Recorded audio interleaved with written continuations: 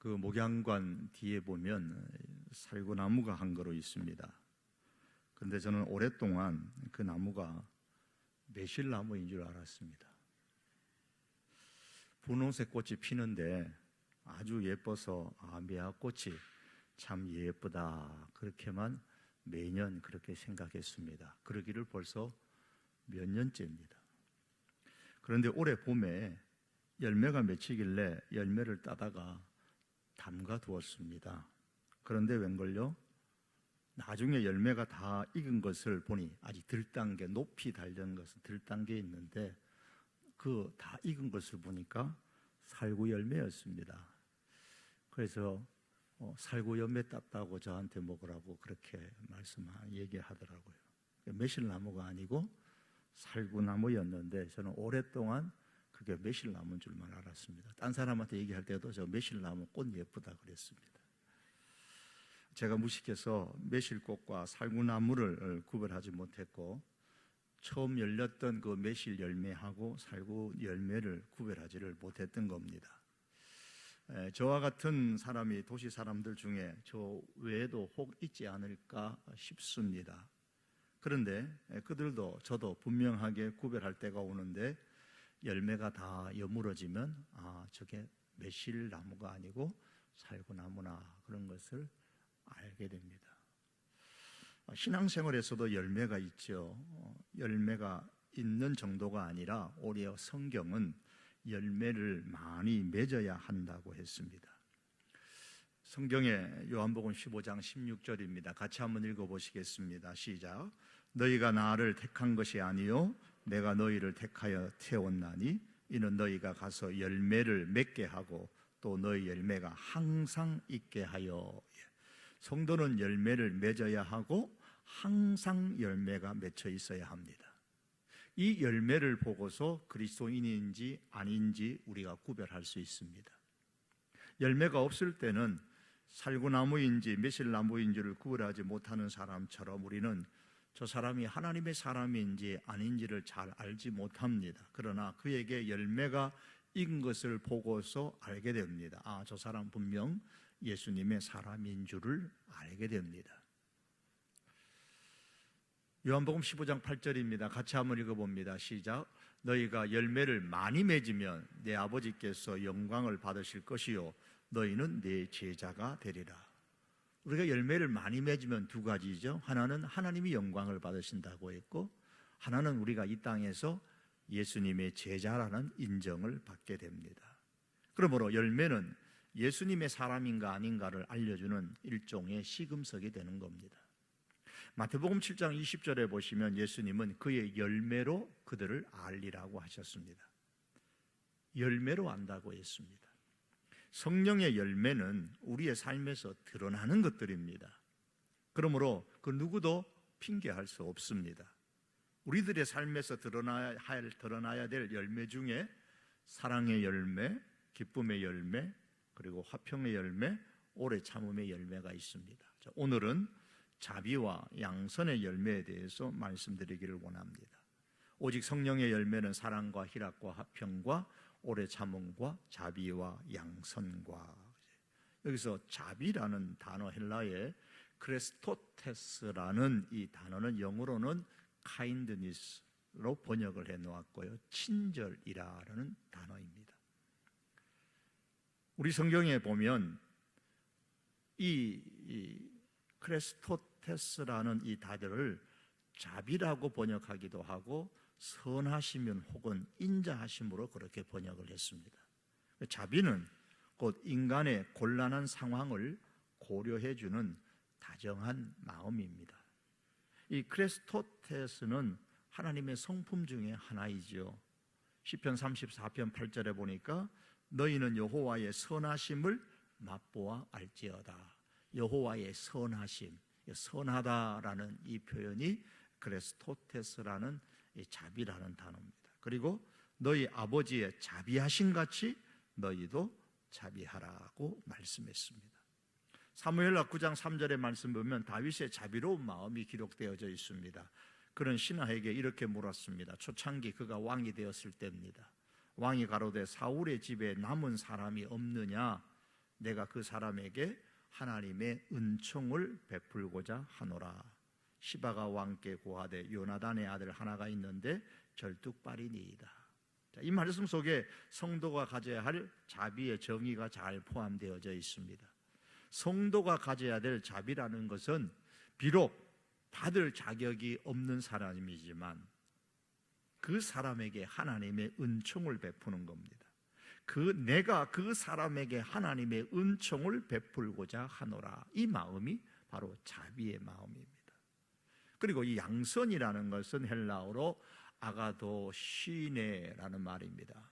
그냥 아기가 시네, 아가도 시네, 아가도 시네라는 단어인데 영어로는 굿니스로 그렇게 쓰기도 하고 또 현대 영어로서는 generosity라는 단어가 더 잘 어울립니다. 관대하다라는 거예요. 아량이 넓다라는 이게 양선입니다. 이 영어 성경에서는 이 아가도 시네를 굿니스라고 번역하기도 하고 또 generosity로 그렇게 번역하기도 합니다. 혼용을 사용하는데 우리 성경에는 선하다, 관대하다, 동정한다라는 말로 번역을 합니다. 이것은 이 양선은 인간의 타락한 성품 중에 하나인 분노와 반대되는 개념입니다.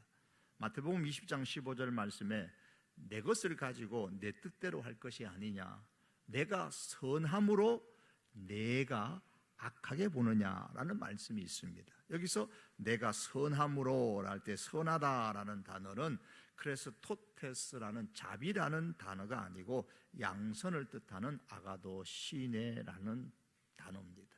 그리고 그 반대로 내가 악하게 보느냐 할 때 이 악하다라는 말은 분을 낸다는 말입니다. 즉 내가 관대하다는 이유로, 내가 아량이 넓다는 이유로 내가 분을 내느냐 그 말입니다.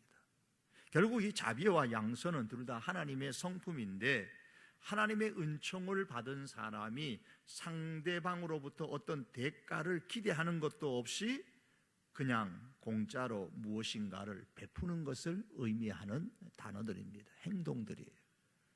이 말을 가장 잘 표현하고 있는 말씀이 바로 요한 1서 3장 17절과 18절의 말씀입니다. 이 말씀의 전제는 우리가 예수 그리스도의 십자가의 사랑으로 인하여서 구원의 은혜를 받았다는 겁니다. 성도는 다 구원의 은혜를 받았는데 하나님의 사랑, 예수 그리스도의 은혜를 받은 사람인데 이것을 어떻게 해야 하는가에 대한, 여기에 대해서 이 사랑, 이 은혜를 받은 데 대한 우리의 반응이 어떻게 나타나야 되느냐, 이게 요한일서 3장 17절과 18절입니다. 구체적으로 이렇게 말씀합니다. 같이 한번 읽어보시겠습니다. 누가 이 세상의 재물을 가지고 형제의 궁핍함을 보고도 도와줄 마음을 닫으면 하나님의 사랑이 어찌 그 속에 거하겠느냐. 자녀들아, 우리가 말과 혀로만 사랑하지 말고 행함과 진실함으로 하자. 하나님으로부터 사랑을 받은 사람은 또한 타인을 향하여 자비와 양선을 베풀어야 한다라는 말씀입니다. 왜 이 자비와 양선을 베풀어야 된다고요? 이건 하나님의 명령이기 때문입니다. 하나님께서는 구약 성경 전체에서 강조하고 있는 것 중에 하나가 고아와 과부를 멸시하지 말고, 즉 이게 가난한 사람의 대표적인 단어들입니다. 즉 가난한 사람들을 멸시하지 말고 그들에게 선을 베풀어라, 즉 자비와 양선을 베풀라고 말씀하셨습니다. 그 당시는 구약 시대는 부계 사회였기 때문에 남편과 아버지가 없다라는 것, 고아, 과부, 남편이 없다는 것, 아버지가 없다는 것은 사회적으로 구조상 가난할 수밖에 없는 그런 삶의 조건이었습니다. 지금과는 달리 그때에는 모든 일이 남자를 중심으로 이루어지는 부계 사회에서 남편이 없고 아버지가 없다는 것은 멸시와 소외의 대상이 되는 것이었습니다. 그래서 하나님은 그러한 사람들을 멸시하지 말고 그들에게도 살 수 있는 자비와 양선을 베풀라고 명령하셨습니다. 그 방법 중에 하나가 이삭을 줍도록 하라는 것이죠. 신명기 23장 24절과 25절에 이런 말씀이 나옵니다. 한번 읽어보시겠습니다. 시작. 내 이웃의 포도원에 들어갈 때에 마음대로 그 포도를 배불리 먹어도 가하니라. 그러나 그릇에 담지 말 것이요, 내 이웃의 곡식밭에 들어갈 때에 내가 손으로 그 이삭을 따도 가하니라. 그러나 내 이웃의 곡식밭에 낫을 대지 말지니라. 저는 이 말씀을 보면서 뭐가 생각났냐면 뷔페가 생각났어요. 흔히 뷔페래요. 뷔페. 보세요. 포도원에 들어가도 되는데 배불리 먹어도 되지만은 담아 가지고 오지 말라 그랬어요. 그죠? 그래서 야, 뷔페가 누가 만든 건지는 제가 잘 모르겠습니다만은 야, 이 성경에 보니까 뷔페의 기원이 나오는구나 혼자 그렇게 생각을 했습니다. 가난한 사람의 배를 채우기 위한 겁니다. 뷔페의 가장 큰 특징이 뭐예요? 아무리 맛있어도 가지고 나오면 안 됩니다. 그 안에서 얼마나 먹든지 가지고 나오지 말라 그랬어요. 요즘 뷔페는 돈 내고 들어가야 하지만은 그 당시에는 포도원에 들어가서 남의 포도원 밭이지만 들어가서 마음대로 배불리 공짜로 포도도 먹을 수가 있었습니다.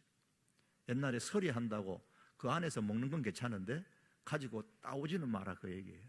그 안에서 먹어도 되지만 따오지는 말아요. 그리고 따가지고 그릇에 담아 갈 수는 없는 겁니다. 또한 곡식밭에 들어가서 손으로 이삭을 따는 것은 허락했습니다. 이삭이라는 것은 그 밭 안에서 먹을 수는 없잖아요. 그러니까 하나님께서 참 묘하게 가르쳤어요. 그 자리에서 먹을 수 없는 거기 때문에 손으로 가져갈 수 있는 만큼만 가지고 가는 게 허락되는 거예요. 밖으로 가져갈 수는 있는데 손으로 가져갈 수 있는 만큼만. 그러니까 낫으로 곡식을 따갖고 그냥 포대기로 가져가면 안 된다는 거예요. 이것은 모두 다 가난한 사람들을 위한 하나님의 배려였습니다. 자비와 양선이죠. 또한 하나님께서는 밥주인들에게 추수할 때에 곡식을 다 거두지 말고 이 모퉁이에는 것은 남겨두라고 했습니다. 왜냐하면 추수가 끝난 다음에 가난한 사람들이 와가지고 그 모퉁이에 놔둔 것을 가지고 가도록 배려하신 거예요. 까치밥처럼 말이에요. 남겨두라고 했습니다. 저는 이것을 이삭 줍기 운동이나 그렇게 일명을 붙이기도 합니다. 이삭 줍는 거예요. 이삭을 죽을 수 있도록 배려를 해주는 겁니다. 이것은 하나님의 은총을 받은 하나님의 백성들이 자비와 양선을 베푸는 행동입니다. 여러분, 우리는 가난한 이웃을 위하여 밥 모퉁이에 아주 조그마한 부분의 그 곡식을 남겨두어야 돼요. 그런데 우리는 추수하는 어떻게 밭에 뭘 키우는 논에다가 곡식을 이삭을 키우는 그런 사람들이 아니잖아요. 내 포도원에 들어와서 배불리 포도를 먹고 갈 수 있도록 해야 되는데 포도밭을 경영하는 건 아닌데 이걸 현대에 우리가 어떻게 적용할 것인가를 생각해야 되겠죠. 내 곡식밭에 들어와서 곡식을 손으로 따갈 수 있도록 해줘야 되는 겁니다. 손으로 따가도록. 이러한 삶이 구약의 하나님의 백성들의 삶이었습니다. 또한 하나님께서는 제3의 11조라는 것을 제도를 만드셨어요. 성경은 소득의 10분의 1은 하나님의 것이라고 해서 하나님께 드립니다. 그러면 그것을 가지고 성전을 운영하고 제사장들의 삶을 위해서 쓰도록 그렇게 하나님이 규정을 해 두었습니다. 그리고 10분의 1을 하나님께 드린 이후에 이제 남은 것이 있는데 10분의 9가 있는데 그 남은 것 10분의 9 중에서 다시 10분의 1을 구별하여서 하나님께 드리라 그랬어요. 이게 제21조입니다. 이 제21조의 목적은 뭐냐면 축제를 위한 11조입니다. 그러니까 이것은 성전에 뭘 위해서 제사장을 위해서 쓰는 것이 아니라 하나님의 백성들이 함께 즐기고 먹고 즐기도록 하기 위해서 내는 11조가 제2의 11조입니다. 제3의 11조가 있습니다. 신명기 14장 28절과 29절 같이 한번 읽어보시겠습니다. 시작. 제3년 끝에 그의 소산의 10분의 1을 다 내어 내 성읍에 저축하여 너희 중에 분깃이나 기업이 없는 레위인과 내 성중에 거류하는 객과 및 고아와 과부들이 와서 먹고 배부르게 하라. 그리하면 내 하나님 여호와께서 내 손으로 하는 범사에 내게 복을 주시리라. 매년 제1 11조와 제2 11조를 드리다가 이제 3년째가 되면 이 11조를 제31조를 드리는데, 이 제31조는 제21조 외에 또다시 드리는 게 아닙니다. 3년째 드리는 제21조는 제21조라고 하지 않고 제31조라고 명칭을 달리합니다. 왜냐하면 사용의 목적이 다르기 때문입니다. 제21조는 모든 성도들이, 부한 사람이든 가난한 사람이든 성도들이, 하나님의 사람들이 함께 즐기는 축제를 위해서 사용하지만, 이 제3의 11조는 특별히 가난한 사람을 위한, 구제를 위한 11조로 사용하도록 했습니다.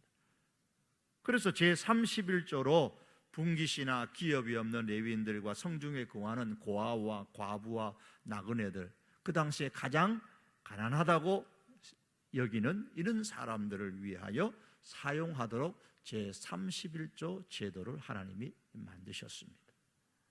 하나님께서는 이 약속의 땅에서는 하나님의 그 범위 속에서는 누구도 굶주리지 않게, 굶주려서 죽는 사람이 없도록 그렇게 하나님께서 만드신 거예요. 철저한 하나님의 자비와 양선이 시행되는 나라, 그게 하나님이 만들어주신 사회입니다. 밭에 들어가서 곡식을 따먹을 수 있는 것, 추수할 때 밭 모퉁이의 것은 그냥 남겨두는 것, 제3의 11조, 이 모든 제도는 하나님께서 가난한 사람들을 위하여 자비와 양선을 베풀라는 명령으로 주신 제도입니다. 이 하나님의 마음을 오늘날 우리가 어떻게 실천할 수 있을까요? 여러분, 우리가 땀 흘려 수고한 대가의 일부는 가난한 사람들의 몫이다라는 신앙을 가져야 됩니다. 분명히 하나님은 성경 전체를 통하여서 가난한 사람의 몫에 대해서 강조하십니다. 내가 수고하여 벌었지만 다 내 것이 아니라는 신앙의 실천이 있어야 됩니다. 그러나 오늘날 현대 자본주의는 그렇게 가르치지 않습니다. 교회는 첫째는 하나님을 향하여, 둘째는 가난하든 부하든 세상의 이웃을 향하여 존재합니다. 이것은 가진 재물에 있어서도 동일합니다. 저는 오늘날 물질에 있어서 하나님의 자비와 양선을 실천하려면 어떻게 해야 할지 정확한 기준은 우리가 마련할 수는 없지만은, 적어도 제3의 11조 3년마다 드리는 것을 기준으로 한번 생각해 보면 적어도 100분의 1은 하나님 사람의, 가난한 사람의 몫으로 고백하는 신앙을 가져야 한다고 봅니다. 이건 개인적인 생각입니다. 성경에 나오는 것은 아닙니다. 100만 원의 수입이 있으면 적어도 10,000원은 가난한 사람의 몫입니다. 아주 인색한 기준으로 지금 하는 거예요. 아주 가장 낮은 수준으로 100만 원의 수입에 10,000원은 이건 가난한 사람의 몫이다. 좀 더 하면 한 10만 원은 가난한 사람의 몫이다라는 거예요. 이것은 내 것이 아니고 하나님께서 가난한 사람을, 이웃을 위하여 사용하라고 모든 그리스도인에게 명령하셨다고 저는 개인적으로 봅니다. 지금 신종 코로나 바이러스 사태로 인해서 많은 사람들이 어려워하고 있고, 거기다가 홍수로 인해서 사람들이 힘들어합니다. 이럴 때일수록 우리는 자비와 양선의 마음으로 이삭죽기 운동이 필요하고 제3-11조 운동이 필요합니다. 코로나19 재난 헌금에 많은 분들께서 동참해 주신 것에 대해서 감사를 드립니다. 8월에 코로나 이제 재난 헌금이 하는 것이 끝이 나지만 우리는 평소에 내 소득의 100분의 1, 이것은 내게 아니고 가난한 이웃을 위하여 사용하도록 하나님께서 내게 맡겨주신 것이다 라는 이런 믿음의 운동들이 우리 교회 안에서, 우리 개개인적으로 일어날 수 있기를 바랍니다. 여러분, 우리가 받은 복은 거저 받은 복입니다. 우리는 아무것도 세상에 가져오지 않았고, 그리고 우리는 아무것도 가지고 가지를 못합니다. 빈손으로 와서 빈손으로 갑니다. 성경은 말씀하기를 하나님께서 만물의 주인이시고 인간은 원래부터 아무것도 가진 것이 없는 존재라는 사실을 강조합니다. 인간이 무엇을 소유할 수 있다는 것은 주인이신 하나님께서 허락해 주셨기 때문에 가능한 겁니다. 심지어 나의 노력도, 나의 재능과 나의 능력이라는 것도 내가 처음부터 가지고 있었던 것이 아닙니다. 하나님께서 먼저 나를 만드셨기 때문에 그리고 내게 또한 능력을 주시고 재능을 주셨기에 그런 힘이 내게서 나올 수 있었던 것뿐입니다.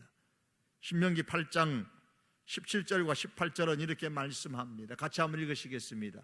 또 두렵건대 내가 마음에 이르기를 내 능과 내 손의 힘으로 내가 이 재물을 얻었다 할까 하노라. 내 하나님 여호와를 기억하라. 그가 내게 재물 얻을 능을 주셨습니다. 하나님께서 재물 얻을 능력을 우리에게 주셨는데, 사람이 살다가 내가 능력이 있어서 재능이 있어서 이 재물을 얻었다 할까봐 내가 심히 걱정된다라고 말씀하십니다. 재물이든 무엇이든 이 세상 것들은 내가 독립적으로 내 힘에 의해서 얻을 수 있는 것이라고는 하나도 없습니다. 이 세상 자체가 하나님의 것이기 때문입니다. 선한 일을 하고 싶지 않은 원인 중에 하나가 뭘까요? 이 자비와 양선을 베푸는 데 인색하게 되는 이유가 뭡니까? 그것은 내가 노력해서 내가 땀 흘려서 얻은 내 재물이라는 생각이 근본적으로 자본주의 사회 속에서 성장하면서 우리 자신도 모르게 이미 마음 바탕에, 삶의 바탕에 깔려 있기 때문이 아닐까 싶습니다. 사람의 마음에는 내가 땀 흘려 얻은 내 것이므로 나와 내 가족과 내가 필요로 하는 곳에 쓰는 것이 당연하다는 마음이 있습니다. 하지만 세상의 만물은 주의 것이고 우리가 노력해서 얻은 것조차도 그 능력도 주께로부터 온 것입니다. 학개서 2장 8절은 말씀합니다. 같이 읽습니다. 은도 내 것이요 금도 내 것이니라. 만군의 여호와의 말이니라.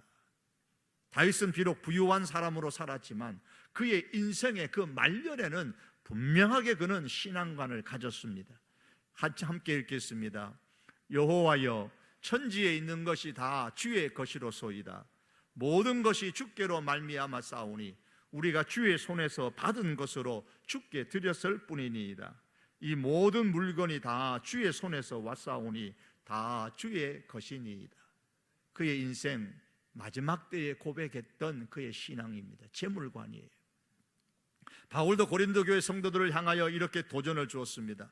여러분 각자가 가지고 있는 것 가운데서 하나님께로부터 받지 않은 것이 무엇이 있으십니까? 모두가 받은 것인데 왜 받지 않은 것처럼 자랑합니까? 라고 그렇게 고린도 교회를 향하여서 도전을 했습니다. 우리는 빈손으로 왔고 하나님으로부터 받으면서 살아갑니다. 그러므로 우리는 내 것이라고 결코 주장하지 말아야 합니다. 줄 때에도 거저 주어야 합니다. 인색하지 말아야 됩니다. 항상 자비와 양선, 이를 위하여 우리가 우리의 재물을 사용해야 합니다. 진정한 부자의 척도는 자신이 소유한 재물의 분량에서 나오는 것이 아니고 자신이 행한 선행, 자비와 양선의 분량에서 나오는 것입니다. 선한 사업에 부유한 사람이 가장 많은 풍요를 받아 누리는 사람입니다. 그런 사람은 장래에 자기를 위하여 좋은 터를 쌓아 참된 생명을 취하는 것이라고 성경은 말씀하고 있습니다. 디모데전서 6장 18절과 19절입니다. 같이 한번 읽겠습니다. 선한 일을 행하고 선한 사업에 부하고 나눠주기를 좋아하며 동정하는 자가 되게 하라. 이것이 장래에 자기를 위하여 좋은 터를 쌓아 참된 생명을 취하는 것이니라. 선한 것, 동정하는 것, 이 모두가 자비와 양선인데, 이 자비와 양선은 장래에 자기를 위하여 좋은 터를 쌓아두는 것이다 라고 성경은 말씀하고 있습니다. 성도 여러분, 그리스도인은 이런 면에서 주기 위하여서 돈을 번다고 말해도 과언이 아닙니다. 왜 그렇게 열심히 돈 버느냐 누가 물어보면 우리 성도계 교회인들은 주려고요. 주기 위해서 내가 땀 흘려 수고하고 애쓰며 법니다 라고 우리가 자신 있게 신앙 고백할 수 있기를 원합니다. 고린도후서 9장 8절입니다. 같이 한번 읽습니다. 하나님이 능히 모든 은혜를 너희에게 넘치게 하시나니 이는 너희로 모든 일에 항상 모든 것이 넉넉하여 모든 착한 일을 넘치게 하려 하심이라. 왜 하나님께서 은혜를 넘치게 주신다고요? 왜 우리에게 넉넉하게 하도록 하신다고요? 모든 착한 일을 넘치게 하도록 하기 위하여서 우리에게 넘치는 은혜를 주신다고 하셨습니다. 그러므로 주기 위하여 하나님께서 우리에게 주시는 겁니다. 이게 복의 전이성입니다. 복이 내게만 머물러 있는 것은 복의 역할이 제대로 수행되지 않고 있다는 것을 말하는 겁니다. 하나님이 내려주시는 복은 언제나 넘치는 복입니다. 그리고 이 넘치는 복은 언제나 흐르는 복이에요. 고이는 복이 아닙니다. 디모데전서 6장 16절 말씀에서도 선한 일을 행하고 선한 사업에 부하고 그랬습니다. 선한 사업에 부하라, 이 말씀, 자기에게 복을 쌓아두지 말고 다른 사람들을 위해 아낌없이 많이 사용하라는 겁니다. 그러므로 나눠주기를 싫어하는 사람은 사실 하나님으로부터 재물의 복을 받을 자격이 없는 사람이에요. 하나님께 재물의 복을 달라고 사모하고 간절히 기도하면 정말 내가 나눠주고 싶은 마음을 가진 사람인지, 현재 내가 그렇게 살아가고 있는지를 먼저 살펴야 될 것입니다. 우리는 아무것도 가져온 것이 없고 또 아무것도 내 힘으로 이룬 것도 소유한 것도 없습니다. 모두가 하나님으로부터 받은 것들입니다. 나의 노력도 그렇고 생명도 그러하고 재능도 재물도 받았습니다. 그러므로 내 자신에게 쌓아두지만 말고 다른 사람을 위하여 사용할 수 있는 그런 신앙의 사람으로 우리가 살아갈 수 있기를 원합니다. 양성과 자비의 열매를 통하여 우리가 하나님의 사람인 것을, 예수 그리스도의 제자인 것을 드러내고 하나님께 영광을 올릴 수 있는 그런 우리들의 삶이 될 수 있기를 바랍니다. 우리 성도가 자비와 양선의 삶을 살아야 할 두 번째 이유는 이것이 현대 가나안의 바알 신인 맘몬을 물리치는 방법이기 때문입니다.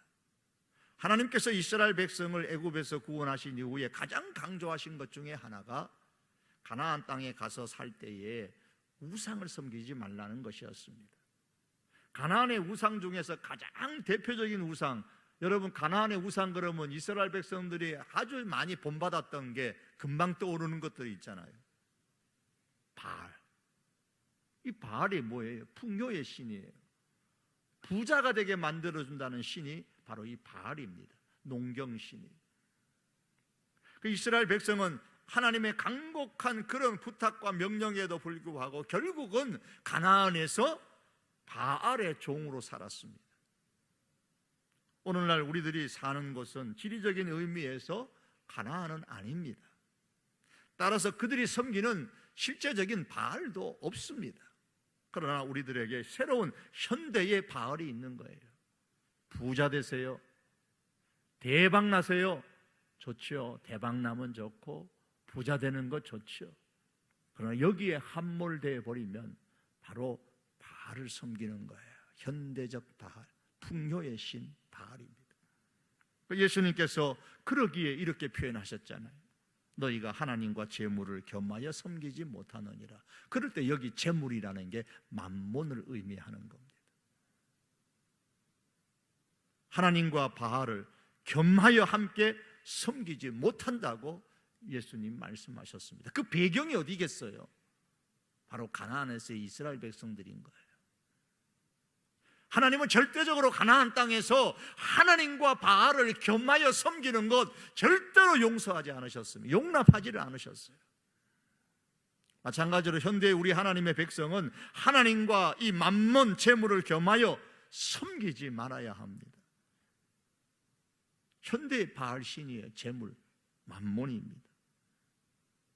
현대 가나안의 바알과 같은 거죠. 이 맘몬은 우리 인간으로 하여금 하나님의 필요성을 느끼지 못하도록 만드는 게 그 특징이에요. 이스라엘 백성들이 가나안에서도 마찬가지예요. 바알을 섬길 때의 가장 큰 특징이 뭐냐면 하나님의 필요성을 그 삶에서 느끼지 못하도록 만든 거예요. 그래서 하나님을 떠나는 겁니다. 하나님을 믿고 섬기는 그리스도인은 맘몬이라는 우상을 왜 버려야 되느냐? 여기에 우리의 마음을 빼앗겨 버리면 삶에 있어서 하나님의 필요성을 못 느끼게 돼요. 그래서 교회를 멀리하게 되고 신앙을 멀리하게 되고 믿는 사람을 멀리하게 되는 겁니다. 그런데 이 만몬의 소유욕은 끝이 없습니다. 만몬에 붙잡힌 사람은 끝까지 재물을 놓지 못하고 한없이 그 재물을 붙잡으려고 합니다.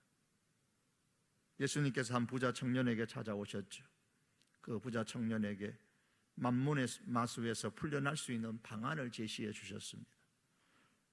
너의 재산을 처분하고 가난한 자에게 나눠주고 너는 나를 따르라.